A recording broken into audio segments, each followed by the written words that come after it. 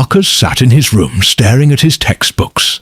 Despite his excellent grades, a heavy weight pressed on his chest. "What if I'm not good enough?" he whispered to himself.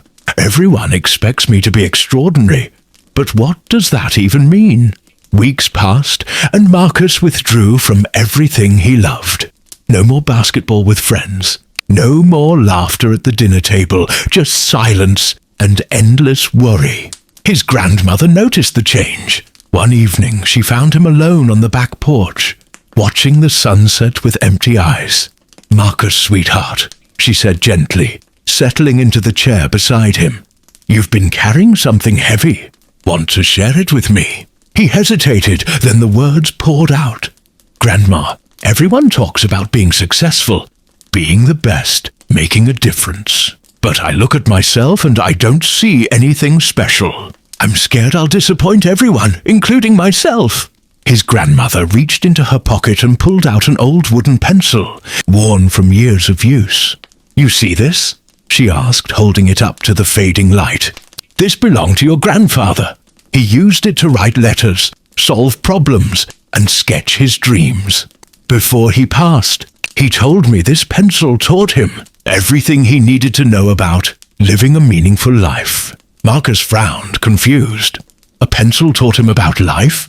5 profound truths, actually, she said with a knowing smile. "And I think you need to hear them right now. First truth. Even the strongest tools need a guiding hand. This pencil can't write a single word without someone directing it. That's not weakness, that's wisdom. We all need mentors, teachers, friends who believe in us. Asking for help isn't failure. It's how we grow." Second truth. Growth often feels like breaking. Every time this pencil is sharpened, it loses a part of itself. It's painful, uncomfortable, but that's exactly what makes it more useful. Your struggles, Marcus, aren't signs that you're failing.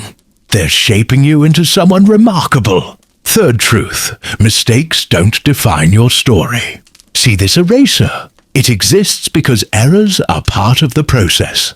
The most successful people aren't those who never fail. They're the ones who learn, adjust, and keep moving forward. Your mistakes are just rough drafts of your success. Fourth truth. What's inside matters infinitely more than what's outside. This pencil's wooden shell might be scratched and simple, but the graphite core, that's where the magic lives.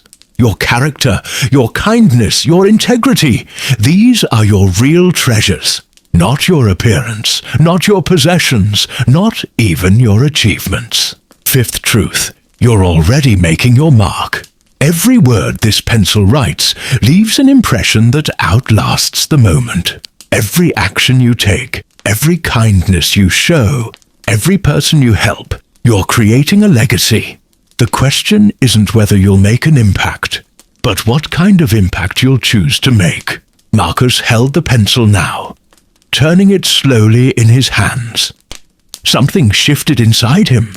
A release, like dropping a burden he'd carried too long.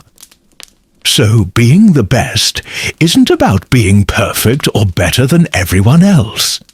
"No, darling," his grandmother said, placing her hand over his. "It's about being authentic. It's about growing through your challenges. It's about learning from your mistakes. It's about nurturing what's inside. And it's about leaving the world a little better than you found it." Marcus looked up at her, tears glistening in his eyes. But this time they weren't from sadness. "I've been so focused on some impossible standard that I forgot to just be me. And you is exactly who you're meant to be," she whispered. "Your grandfather used to say, even something as humble as a pencil holds the secrets to a life well lived. Now you know them too." That night, Marcus placed the pencil on his desk where he could see it every day. A simple reminder that he already had everything he needed inside himself.